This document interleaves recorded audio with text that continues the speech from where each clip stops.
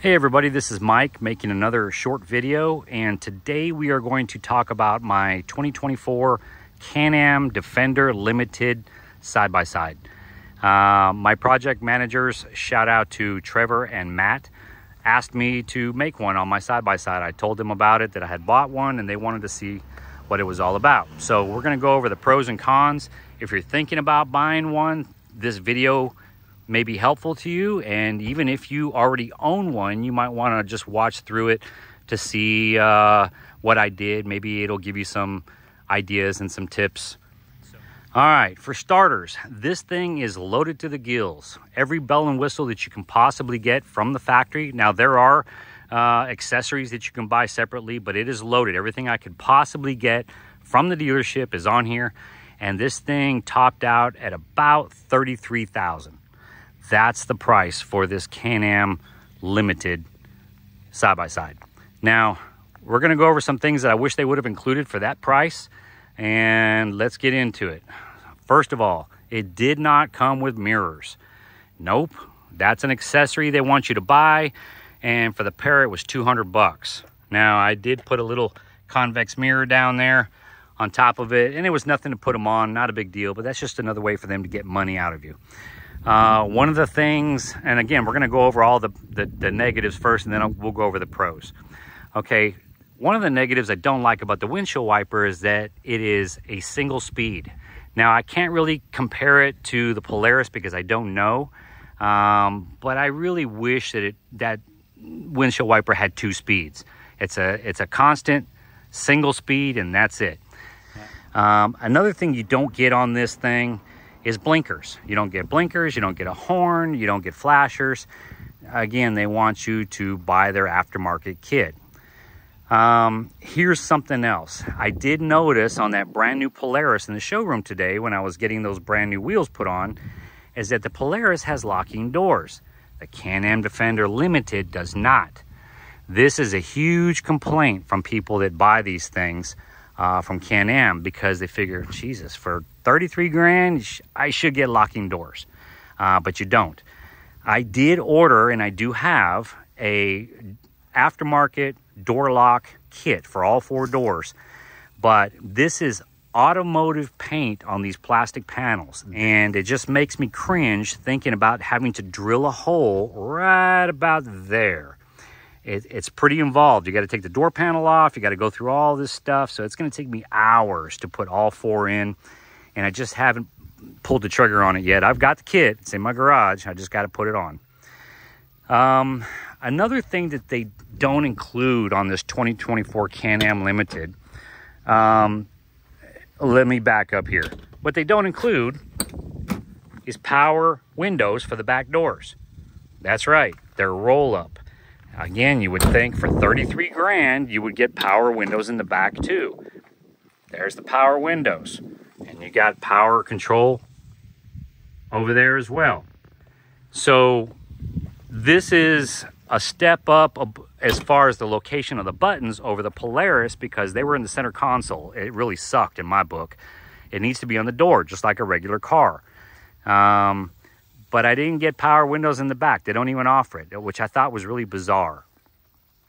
One of the things that I changed about this was that cable right there.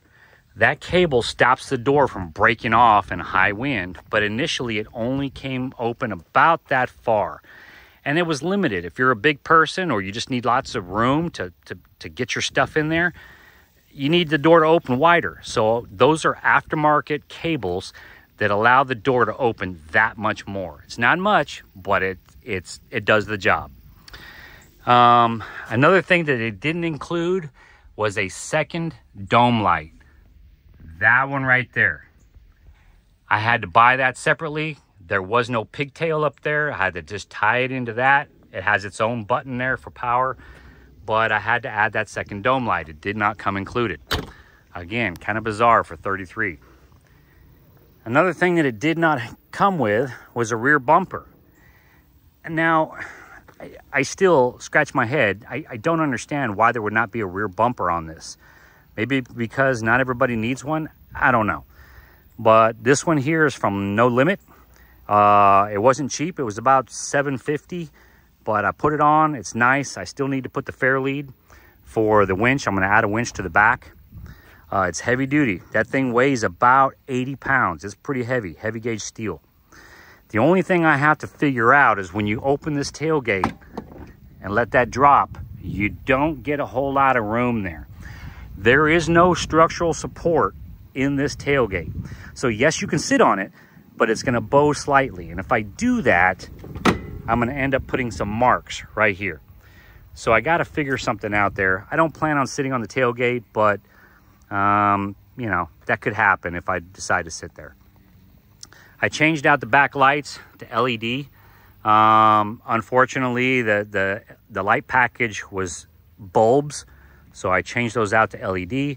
I put a horn, blinker, hazard kit on this, so it's pretty slick. I'm going to show you here in a second. And I also changed out the headlights. Not the actual housing itself, but the high intensity LED bulbs that are in there are 5 times brighter than the factory. And these are not the wheels that came with this. They were a gloss black painted wheel. They were kind of plain Jane. I put these on, and even though I do not like these beadlock bolts because they have a zinc coating on them, they're kind of a yellowish color. I plan on swapping those out. I've already ordered some stainless bolts to replace those, and just one by one I'll go and torque them. They get torqued to about 17 foot-pounds each, but this is a true beadlock wheel that I had put on. I actually did that this morning. I had the windows tinted. Not much. I didn't want limo tint, but it's enough to keep that Texas summer sun from heating up the cab. Now, let's talk about the AC. The AC cranks.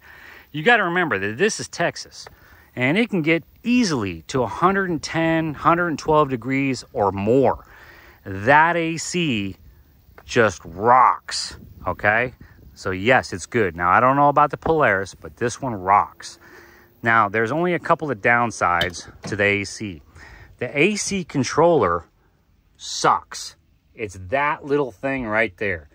It's just really ridiculous. I looked at the Polaris air conditioning and heat controls, and they were hands down 10 times better than that little contraption that they have there.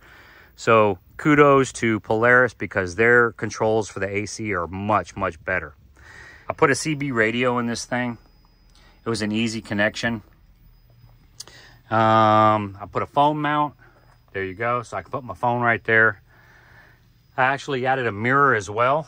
The mirror that was there, well, there was no mirror, but I bought one, and it was the Can-Am brand.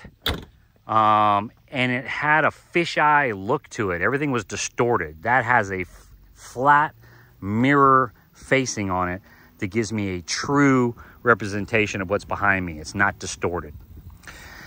This storage box was also an accessory that I bought. It did not need to be high security. Yes, I can put a lock on there, but I just needed a place to put some miscellaneous tools, some rags, whatever, my jacket, whatever I need to put. This is a tilt bed, okay? Most of these side-by-sides have tilt beds because the engine is right under there. So this thing lifts up, and the engine is right there. Now, one huge negative on this side-by-side is accessibility to the oil filter.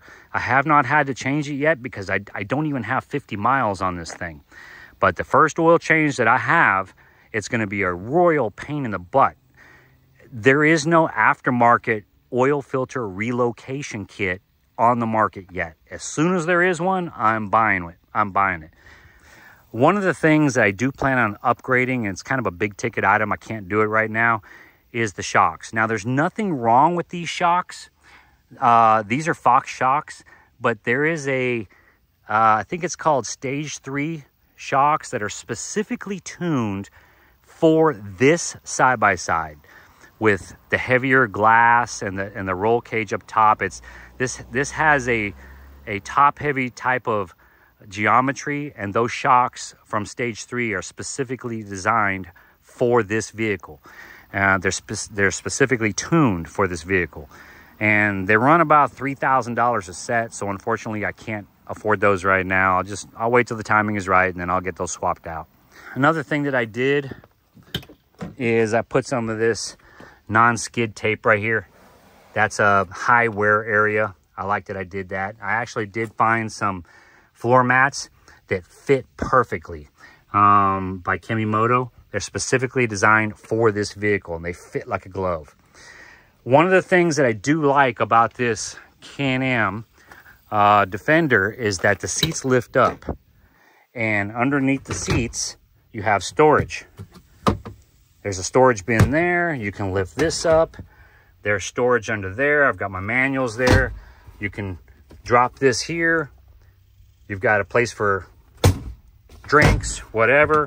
However, the driver's seat is adjustable, means it slides forward and back. You cannot lift that. So yeah, there's a retrofit kit that you can get that will take care of that. I just haven't gotten that far yet.